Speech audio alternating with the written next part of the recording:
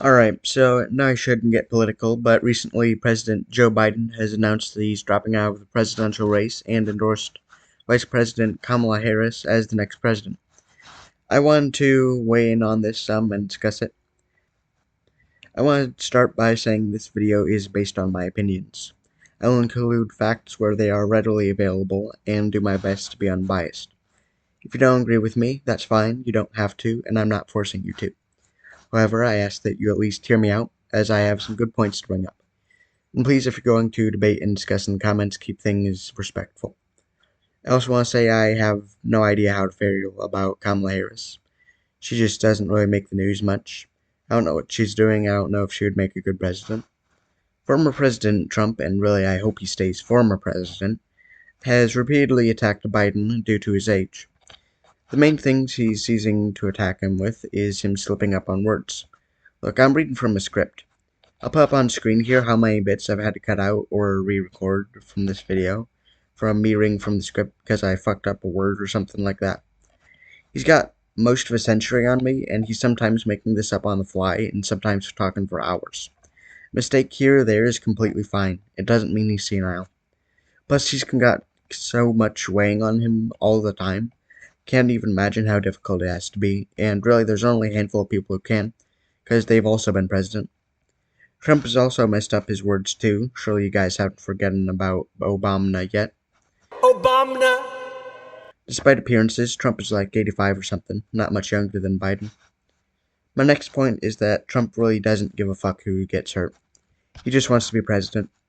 For some reason, people are calling Trump a hero because of the attempt on his life a few days ago.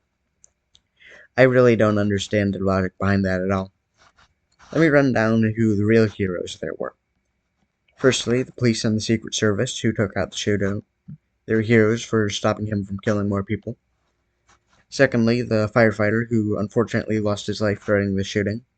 He's a firefighter, so he's alright a hero, and reportedly he was shielding his family when he got shot. And finally, the Secret Service agents who were doing everything they could to keep Trump from getting shot. They're protecting him with their own bodies.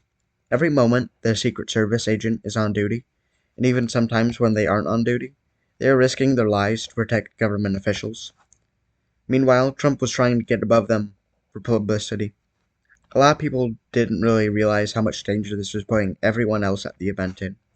The shooter is much less likely to fire again if he can't see his target. Giving him a clear shot at Trump not only put his life in danger, but also put the Secret Service agents at even greater risk, and it also endangered the lives of everyone else attending the event. Like I said, he doesn't care who gets hurt as long as he becomes president. Another example of this, the attack on the Capitol. Firstly, regardless of intent, he was the president. Every word that the president says should be clearly thought through. Something that was meant as a joke could lead to the end of the world.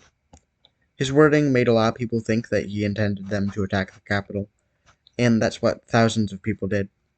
During this attack, one police officer lost his life and another 174 were injured. In addition, 4 of the officers who responded to the attack committed suicide within 7 months. He also waited hours before making an announcement and asking the people attacking the Capitol to stop. He could have prevented several deaths and hundreds of injuries.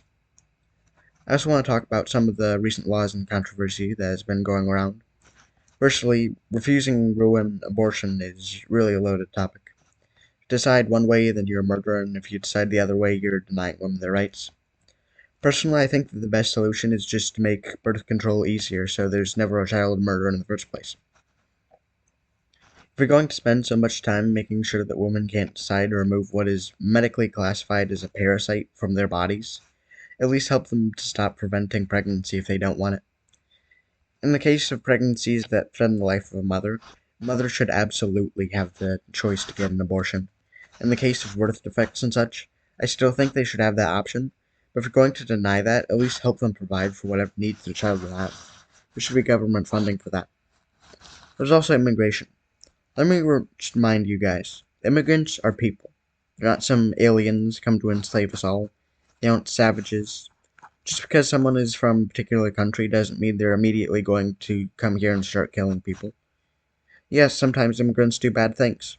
Guess what? So do Americans. Your neighbor, he could be a serial killer. The guy who takes your order at McDonald's, he could be a terrorist. Your mailman, He's probably cool, actually. Meanwhile, Trump spent billions of dollars on making sure these people stay in these horrible conditions, instead of making it easier and quicker to let in immigrants.